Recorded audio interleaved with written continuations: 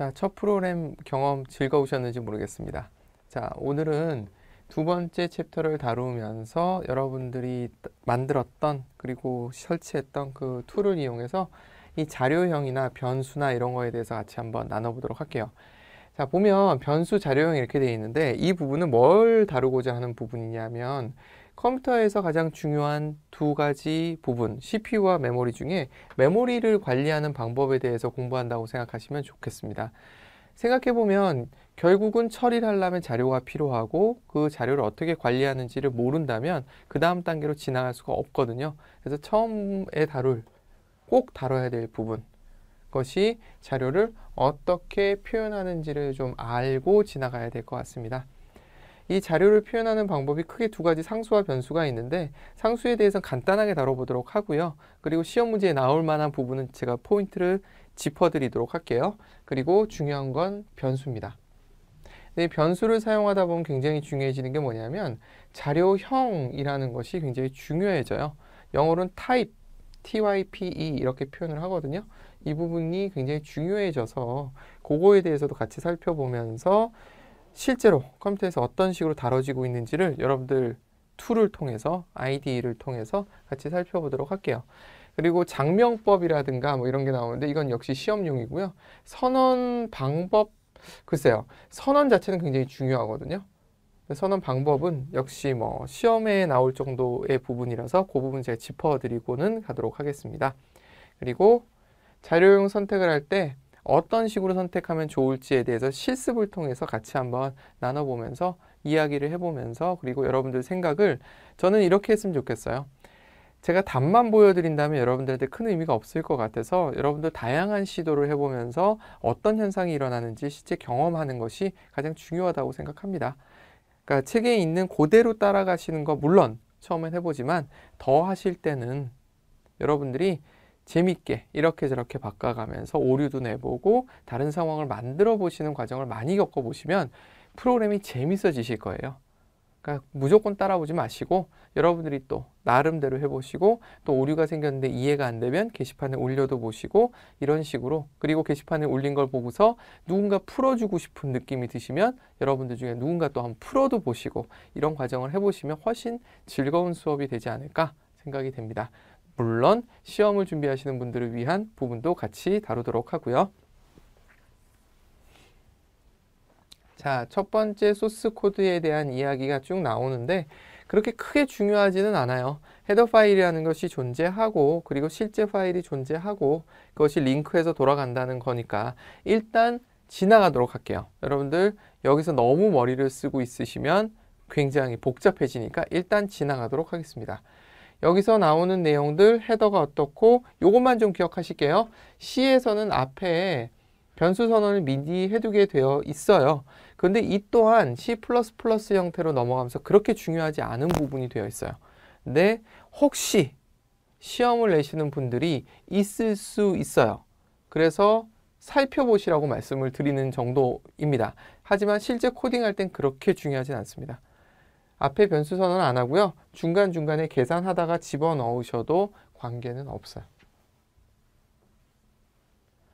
그리고 여기서 보게 되면 이 주성문은 좀 알고 가시면 좋아요.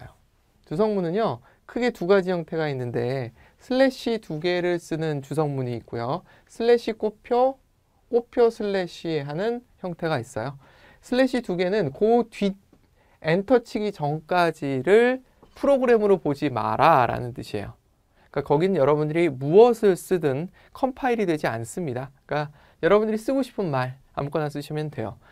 쓰시는 내용은 보통 어떤 내용을 쓰느냐 하면 설명하는 거예요.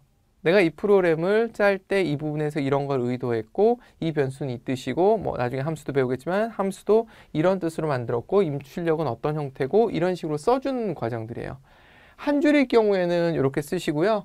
줄이 길어질 때는 이렇게 쓰는 형태다. 이 정도 알고 계시면 좋으세요. 색깔도 달라져요. 여러분들 툴에서 색깔도 달리 표현해주고 있으니까 저런 식으로 보시면 되실 것 같아요. 기본 구조에서 본체, 변수 선언, 자료 입력, 자료 처리, 자료 출력, 반환 이렇게 되어 있는데 이 또한 고정된 형태는 아니에요. 그건 너무 집착하지 마시고 이거는 알고 계시면 좋아요. 언어에 마침표가 있듯이 그 마침표가 C 언어에서는 콜론이에요. 점, 쉼표로 되어 있는 콜론이다. 그것이 한 줄이 끝났다는 의미이다. 이 정도는 알고 계시면 도움이 될 것 같습니다. 자, 이 프린트F문에 대한 설명인데 일단 생략할게요. 다음 챕터에서 아주 자세히 다루기 때문에 생략을 하고요. 저는 프린트F문 없이 여러분들과 함께 디버그라는 것을 이 디버깅 툴을 이용해서 같이 나눠보도록 할게요. 괜히 앞에 당겨서 하면 괜히 머리만 복잡해지니까 요건 잊어버리도록 하시고요. 저하고는 디버그 찬을 통해서 하시고 프린트문은 다음 챕터에서 디테일하게 한번 다뤄보도록 하겠습니다.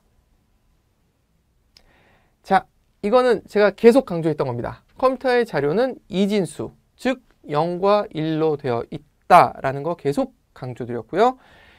그러면 이걸 생각해 보셔야 돼요. 0과 1로 되어 있는 거. 여러분들 이진수 그러면 어떤 느낌이 드세요? 10진수, 2진수로 바꾸는 거 공부해 보신 적 있으실 거예요, 대부분. 또는 이진수를 10진수로 바꾸는 것도 해 보셨을 거예요.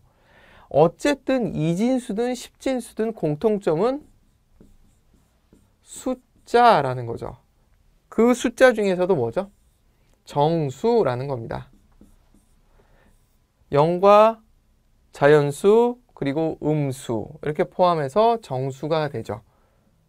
컴퓨터의 자료는 이진수다.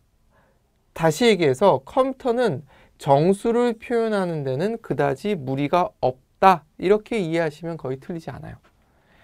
그러면 우리가 처리해야 될 자료형 중에 문자도 굉장히 많겠죠.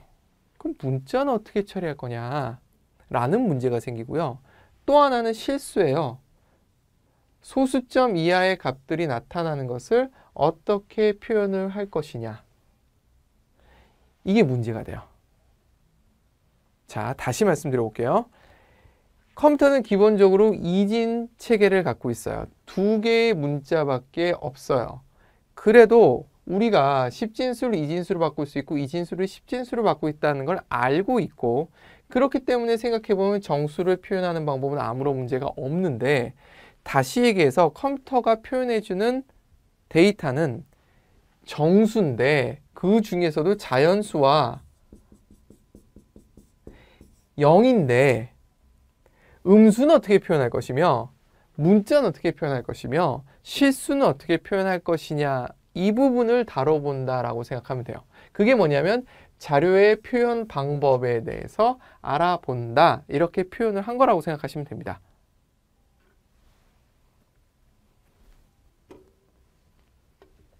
자, 그래서 첫 번째로 나온 것이 문자 체계에 대해서 한번 나눠보자 라고 얘기한 겁니다. 이게 뭐냐 하면 이런 거예요. 각 문자별로 고유 번호, 숫자를 부여하자라는 거예요. 그게 뭐냐 하면 아스키 코드라고 표준화되어 있는 것이 있어요. 아메리칸 스탠다드예요. 미국에서 만든 스탠다드입니다.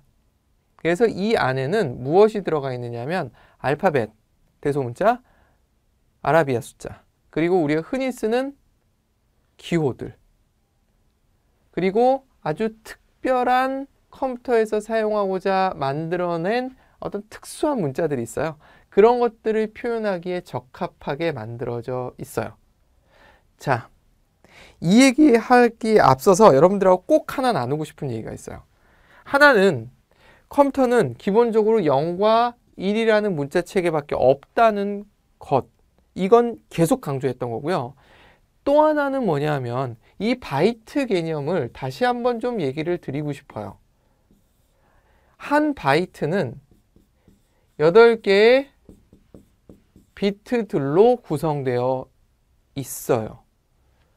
왜 8개일까? 이게 여러 가지 이유가 있었겠지만 기본적으로 이 부분도 작용을 했다고 보셔야 돼요. 아스키 코드, 즉 처음에 컴퓨터를 개발하던 사람들이 생각했을 때 처리해야 될 문자의 개수를 대충 세보니까 127개 미만이더라는 거예요. 그래서 거기에 맞게 만든 거예요. 그런데 7비트잖아요. 근데 제가 지금 여기 표현한 건 8비트죠. 이도 사실은 의미가 있어요. 최상위 비트라고 부르거든요. 최상위 비트는 무조건 0으로 두고 있어요. 문자는. 이거에 대해서는 다음에 한글이나 이런 거 설명을 할 때 좀 더 설명을 드리도록 하고요. 그래서 어떤 식으로 구성이 되어 있느냐면 제가 이 그림을 되게 많이 그릴 거예요. 이게 각각이 뭐냐면 0 혹은 1이 들어갈 수 있는 곳이에요. 다시 얘기해서 비트예요. 각각이 한 비트예요.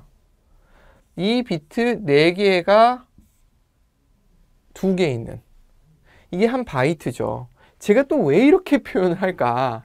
이유가 있어요. 컴퓨터에서 보여지는 우리가 볼 수 있게 보여줄 때는 16진수를 사용합니다. 이진수와 16진수의 관계를 생각해 보면 비트 4개가 모이면 16진수가 돼요. 즉 4개의 0일로 되어 있는 것의 최소값은 당연히 0, 0, 0, 0이겠죠. 그러면 0이죠. 10진수로. 최고값은 1, 1, 1, 1이겠죠. 얼마가 되죠? 8, 4, 2, 1 다 더한 15가 최대값이 돼요. 즉 16가지의 가능성을 갖고 있는 거죠. 그래서 16진수거든요. 그래서 컴퓨터 내에서 데이터를 표현할 때, 그리고 우리한테 보여줄 때, 그리고 엔지니어들끼리, 컴퓨터 엔지니어끼리 데이터를 서로 표현하고 할 때는 거의 16진수를 씁니다. 그래서 여러분들이 16진수에 익숙해질 필요가 있어요. 그래서 제가 16진수를 자주 사용하게 될 테니까 이해를 좀 해주시고, 그리고 16진수는 0부터 15까지인데 이러다 보니까 어떤 일이 생기냐면 0에서 9까지, 즉 10개는 표기가 가능해요.